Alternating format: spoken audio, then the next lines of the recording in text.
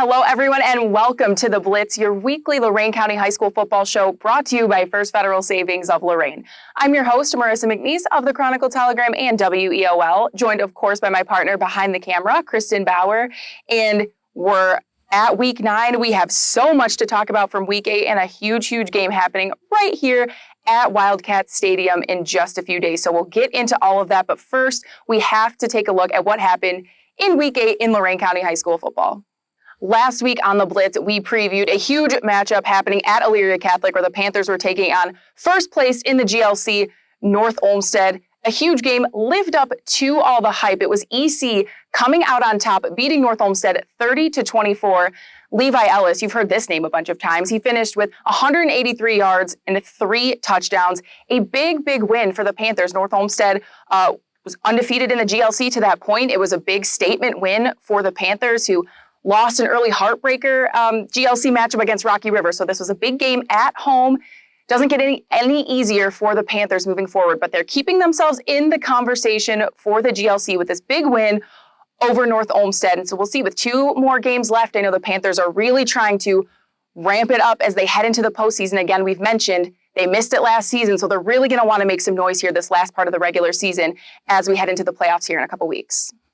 Another game with some conference title implications was Avon traveling to Berea to take on Berea Mid-Park. The Titans in first place in the Southwestern Conference, a spot normally Avon finds itself in at this point in the season. They control their own destiny to this point after beating Olmsted Falls last week, and they go into Berea and win 49-14, an absolutely dominant performance from the Eagles after waiting it out about 60, 70-minute weather delay. The teams took the field. They traded punts. The first, I think, 2 or 3 possessions for Avon, they punted all 3 times. They finally get some rhythm, and it was Jacorian Caffey who finished with 6 total touchdowns. He had 165 rushing yards, 5 touchdowns on the ground. He caught 2 passes for 40 yards and a touchdown. He's really starting to pick up his performances these past few weeks. He doubled his previous rushing high the week before with 120, and now he's just building on that. He's a really great player. He's only a sophomore. Coach Elder said, hey, we're lucky to have him the next couple of years. He's just a baby. But now the big story is Avon creating a 3-way tie for first place in the Southwestern Conference. They're up there now with Berea Mid-Park and Olmsted Falls. They control their own destiny. They win out. They claim at least a share of the Southwestern Conference title for the sixth year in a row. I know it's always the first goal over there at Avon. Coach Elder says, first things first, we want to win the Southwestern Conference, and then we'll make some noise in the playoffs. So that goal is well within reach. They just have to win out these last few games of the regular season. At this point in the season, all these big games we preview pretty much have major conference title implications. Lorain County League is no different. Of course, a huge game happening right here at Wildcat Stadium this Friday, but let's look at what each of these 2 teams did last week. First, it was Columbia beating Oberlin 49-6, nearly perfect the whole game. Perfect in the first half. They had 6 possessions. They scored all 6 times. What more can really be said about Columbia at this point that we haven't already said? A high-powered offense, a really good defense. They're holding these teams to, I don't think any team has scored over 16 points against Columbia. It's just a really good team.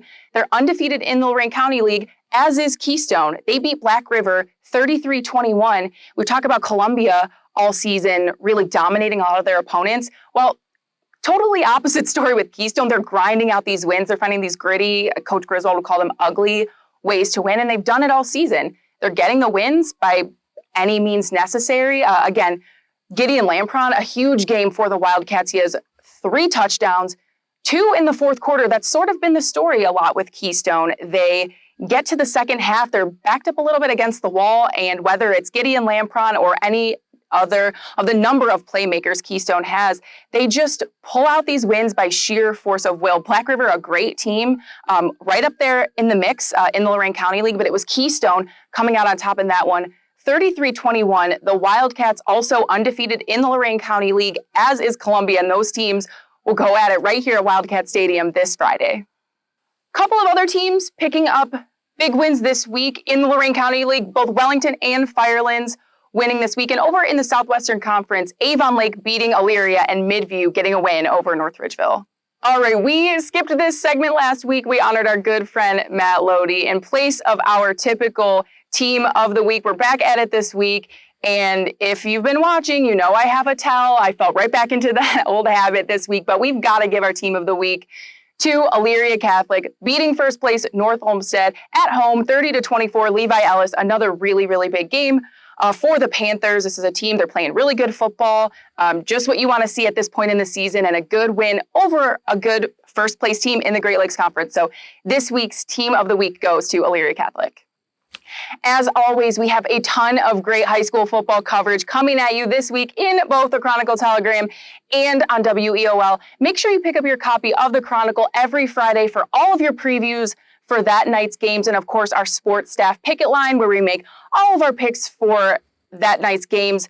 No big deal, but the past 2 weeks I have gone 11-0, so you're going to want to pick up your copy this week and to watch me go 11-0 for the third straight week. No pressure or anything. And of course, this week on WEOL, another great slate of games you'll want to tune into. The big one happening right here on Friday, Columbia traveling to Keystone. The battle for first place in the Lorain County League is happening right here at 7 o'clock. That'll be on the radio and Stream 1 on WEOL.com. Shout out to Coach Jason Ward. I know he's been wanting a Stream 1 and radio game all season. Coach Ward, we aim to please, so there you go. On Stream 2 on WEOL.com, you can catch Avon Lake traveling to Olmsted Falls. Olmsted Falls a part of that three-way tie for first place in the Southwestern Conference, so Avon Lake beats them, that tie becomes just a two-way. So you'll see, you want to tune into that one on WEOL.com on Stream 2. And our Medina County matchup this week features a Lorain County team as well. It is Black River traveling to Firelands, two really good teams in the Lorain County League. That's going to be another good game. You can catch that one on WEOL.com on Stream 3. Until then, we will see you next week. I am Marissa McNeese for my partner, Kristen Bauer. Thank you for tuning in to The Blitz.